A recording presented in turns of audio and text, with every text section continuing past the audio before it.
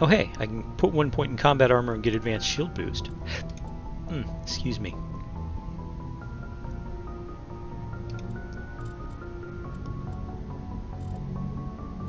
And immunity. There we go. That'll work.